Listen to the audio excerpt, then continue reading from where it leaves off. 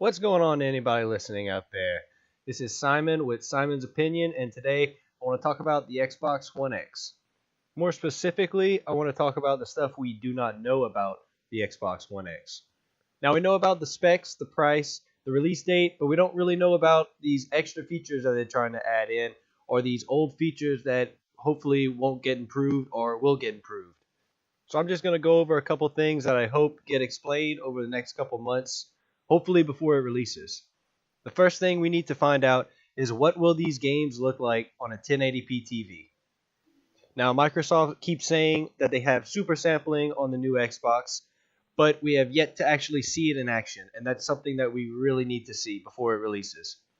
Also, what we really need to know is how many third-party games are actually going to support this thing. Now, the numbers for that looks really good right now, but there's no telling what could happen in a couple months after launch. Also, what is this new interface they keep talking about? Now, I'm in the Xbox preview program and usually get updates for things like this pretty quickly. But so far, I have seen slim to none about this new interface that they're trying to introduce. Also, a major thing they have to talk about is how will multiplayer be affected by these different frame rates on the different consoles. Because keeping everyone together playing the same game on Xbox One X and Xbox One S sounds amazing, but it only sounds amazing in theory. Like if I'm raiding somebody on Ark at 60 frames per second and they're trying to defend their base at 30 frames per second, I have the clear advantage right there. And it seems like it might destroy the player base for some of these big games like Ark. Also, since we are switching to a 4K console, I really am curious about what the apps are going to be like. If I'm still gaming on a 1080p TV, am I going to have to download a different app, or is it the same app without the update? Like, what's going on right there? When I watch a YouTube video, is it going to play in 1080p or in 4K super sampled down to 1080p?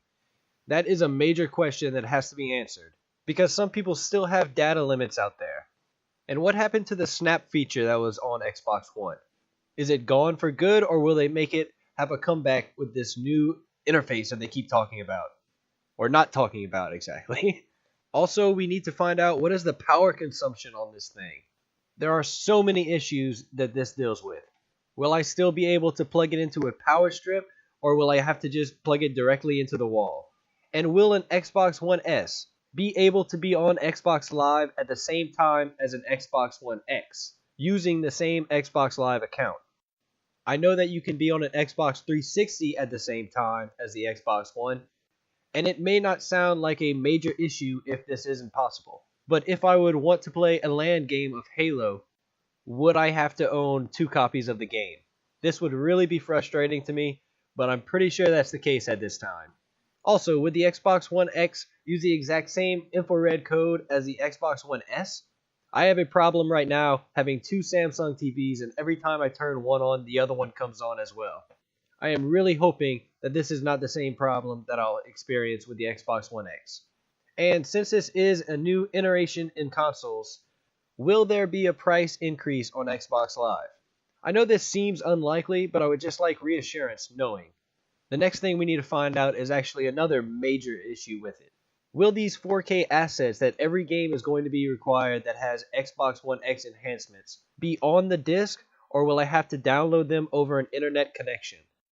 Already, if I have a physical copy of the game, I will have to install it onto my Xbox. And if I had a slow internet connection and had to download a 40 gigabyte patch afterwards, I would be waiting for hours to play a single game. And I feel that this would discourage a lot of players from playing on an Xbox One X. And the last thing I will go over is hardware compatibility at launch. We all know that the controllers, the Kinect, everything that you can hook to your normal Xbox One will work with the Xbox One X. But how long will it take to integrate all of this? We already know that the Kinect will not be available at launch to work on this console, and that we will need to buy another USB cable to hook up to our Kinect. Xbox has said that everything will be compatible, but they haven't exactly stated when. It is most likely that all of this will be available at launch, but again, I would like them to just reiterate this. And that's basically my list of what Xbox needs to tell its players out there. With just months to wait until this new console releases, we still have a very vague look about how this console is going to perform. Besides the price, the specs, and the release date, there are still a lot of questions that need to be answered. Hopefully at Gamescom we get a lot of these questions answered. Thanks everybody for listening. If you have any questions or comments, you can leave them in the comments section or you can reach me at my Twitter. And I hope this video made you think a little bit about this beast they are releasing. This is Simon from Simon's Opinion, and I hope you did not agree with me.